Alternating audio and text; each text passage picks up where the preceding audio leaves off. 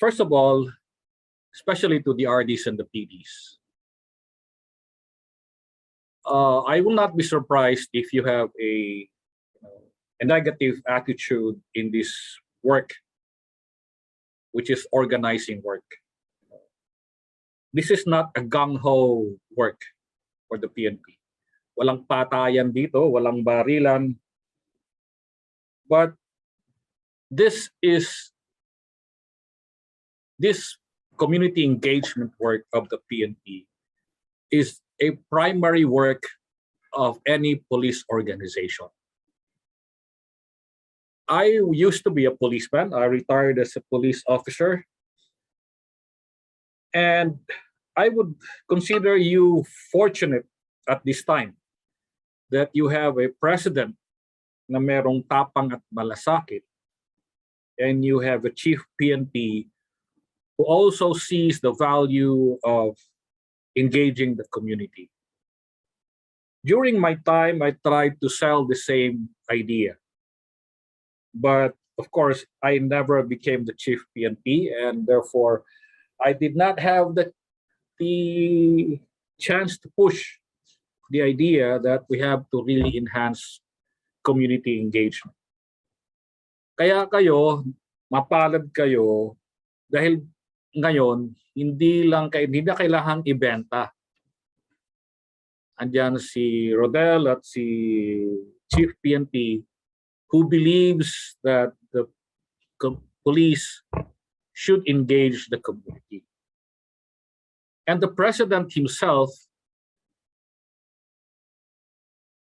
supports this idea by joining you during the oath-taking of the Lingkod Bayan Force multipliers. Because the president himself believes that the police organization must really serve and protect the community. Now, bakit nandito ang PNP at bakit nandito tayo at bakit kinikriticize naman tayo ngayon ng isang senator? You know, how important is organizing the different sectors of our society? The PNP started with the KKDAP, and this was just was 2019. And before the elections of 2019, inumpisahan yung KKDAP. And we saw that the KKDAP PNP program was reaping good results. Inabutan lang ng COVID in 2020 when it was supposed to be launched, national launching. Kaya ang naging nasabay-sabay na. Nung nakita natin na maganda ang resulta, na ang mga pulis natin ang nagiging mas malapit sa ating komunidad through the children, the youth, and protecting them against drugs and the radicalization by terrorist organizations. Napag-usapan ito, and this I would like to tell the RDs, the generals here present, that this is not a program that is only, para kay General Sermonia o para kay Chief PNP. This program was discussed also doon sa Office of the President on how we can bring the police closer to the people. So, I am not involved here because I want to run for a party list or I want to be elected in the next elections. Wala akong plano sa politics. I'm here because as part of the National Task Force LCAC and Situational Awareness Management, Knowledge Management Cluster Head, at the same time as NICA, because the NICA itself is involved in organizing communities. Why? Why do we need to organize communities? Aside from empowering them, for 53 years, the police were not really engaged in community organizing at the same level that we are doing now. Yung ginagawa natin ngayon ay napakalayo na sa mga ginagawa natin noon. Some 35 years ago, I was involved in community organizing in Davao area against NPAs. Pero hanggang doon lang kami kasi kami lang naniniwala na dapat ganun ang gawin. And we succeeded there.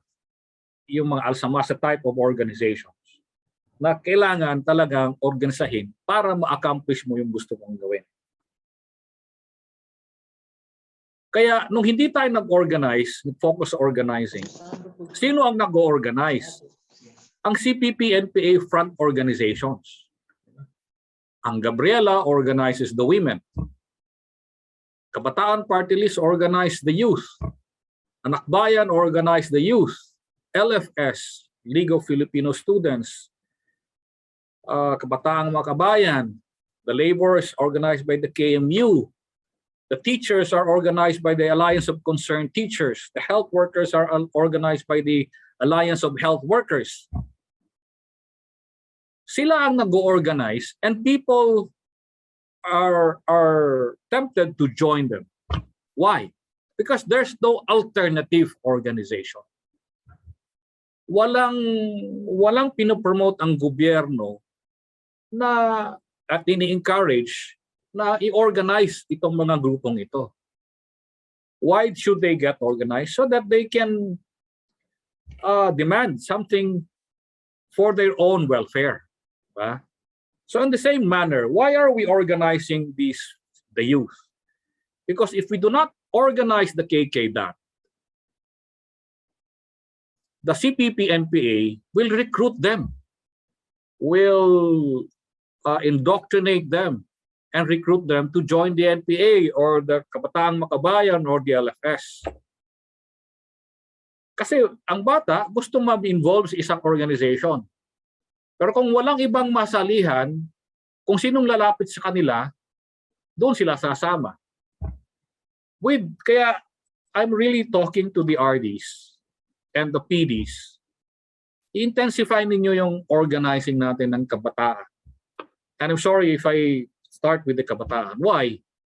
Because these are the most vulnerable sector. Kaya ito ang tinirecruit ng NPAs. Kasi bata, walang alam, madaling maloko. Tapos dito din sila kumukuha ng mga kadre sa students. If we can plug the source of the cadres, kasi ang cadre ng mga NPA are galing sa youth and students. If we can plug that by organizing the youth to KK-DAT, mauubusan ng cadre ang NPA at matatapos na natin itong problema na 53 years nating nilalabanan. So, this is why organizing is important. Binanggit ito kanina ng ating foreigner partner. The people organizing is empowering the people. But to get organized, for people to join us, you also need to inform them, explain to them why. Why? What is the problem? Why do we have to get organized? So the RDs and the PDs must be on board on the why. Because if you do not understand the why, you will never get committed to this work. Bakit importante ito at necessary? You have to understand that. Because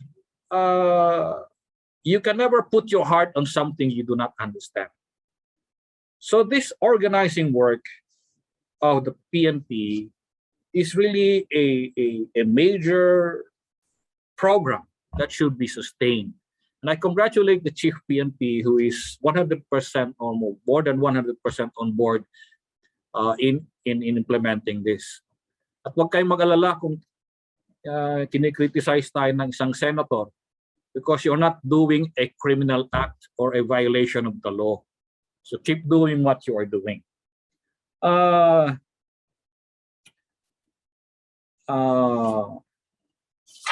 Okay. Another thing is I was listening kanina sa mga speakers. So we have organized among different sectors. And I saw Attorney Cherry Adams, and realized that indeed marami pa tayong dapat mo-organize. No? Yung mga nabanggit kanina, umpisa lang yon, but there are actually more sectors that we should organize. I recall talking to the former RD of Region 7, si Bert Ferro, who is now CIDG, and he told me he organized lawyers in Region 7 para makatulong din sa police. And I think all regional directors should do the same. No? Organize yung mga lawyers so that you'll have people who can help you, and then we'll have a national organization for lawyers. Kagaya ng sila Cherry, who can help us whenever there are, kagaya ng mga ginagawa sa atin ngayon ng ibang mga sektor na kinikriticize pa itong programang ito, na napakaganda. Ngayon lang itong nangyayari, instead na i-congratulate ang PNP for doing this to empower the people, kinikriticize pa. Of course, there's always a political angle to everything, but mahirap naman ang mag-praise ng police ang police din. Kaya maganda na rin na meron tayong mga partners, because there, as I heard kanina, they really appreciate this work of the PNP in organizing the people. Because once you organize them, it's easier to engage them. And most importantly, we must let the people understand, yung mga organized communities natin, that this is not a PNP organization. While the PNP is an agent in helping these sectors get organized, these organizations belong to the members. For instance, KKDAP, while affiliated with the PNP, belongs to the KKDAP, to the members of the KKDAP. So yung iba pang mga organization, these are people's organizations. These organizations belong to them. Even if we don't support it, they should be able to stand on their own. That is the objective. Because if they can stand on their own, the PNP has no choice, kahit sino maging chief PNP, but to work with them. The ultimate objective is to let them be able to stand on their own, so that the PNP can see their value, and kahit sinong chief PNP dyan, you have to deal with them because they're already organized and they can help. As an organization, of course, if you're empowered, you can contribute much to your own security and to your own welfare. So yung KKDAT will, when they report, for instance, report on illegal drugs, they're not doing it for the benefit of the police so that the police can have accomplishments. Wag hindi dapat ganon. They're doing it because kung hindi nila gagawin yon, sila ang mabibiktima. Kaya nila nire-report yon. And so therefore, the police has to really act on this information to encourage also more people to be active in these organizations. So I think halos pareho na lang man sinasabi ko sa mga sinabi kanina ng mga nag-present. But I just want to emphasize the fact that this program is consistent with the President's desire to empower our people. Sinasabi nga niya, ano yung best illustration ng kanyang empowerment, which he often cites when he makes his speeches? Sampalin nyo yung taong manghingi ng, pag nanghingi sa'yo ng lagay po, lagay. Yeah, di ba sabi nyo? Sampalin nyo. That's his illustration of empowering the people. He is telling the people, kayo ang boss ko, sinasabi niya. You are the sovereign Filipino people. And this organizing is really work of the PNP, which is nationwide, should really be promoted and supported. Kasi ito yon. Ito yung hinahanap natin na matagal na. And this will make sure that the people will have a means to really contribute to the community's security, safety, and welfare. So, maraming salamat for giving me this chance to give a message. And I would like to congratulate the whole PNP, the regional directors, the members, the sergeants, and the patrolmen, and of course the members of the Lingkod Bayan force multiplier groups who are here. Thank you for supporting this program. Sana patuloy natin ito at umaasa kami. I am a presidential appointee. I have 10 months to go.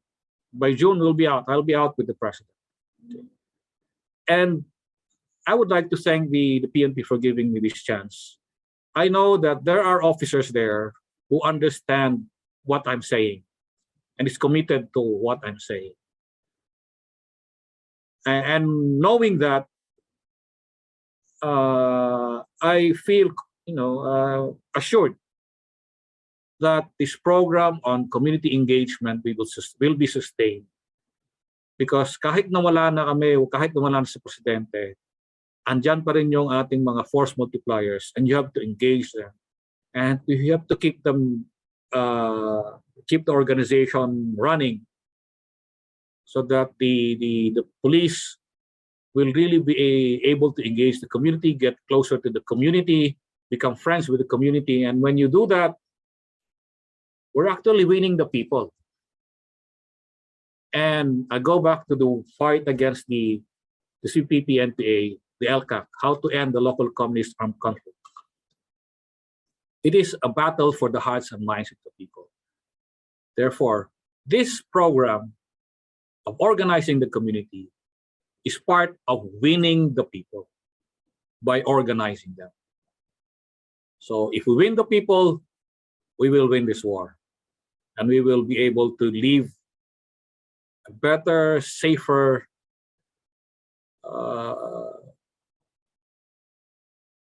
community to the next generation. So thank you very much. And to the Chief PNP, congratulations, Chief PNP General Glor Elzar, and to Rodel and the rest of the officers. Thank you, and God bless everyone.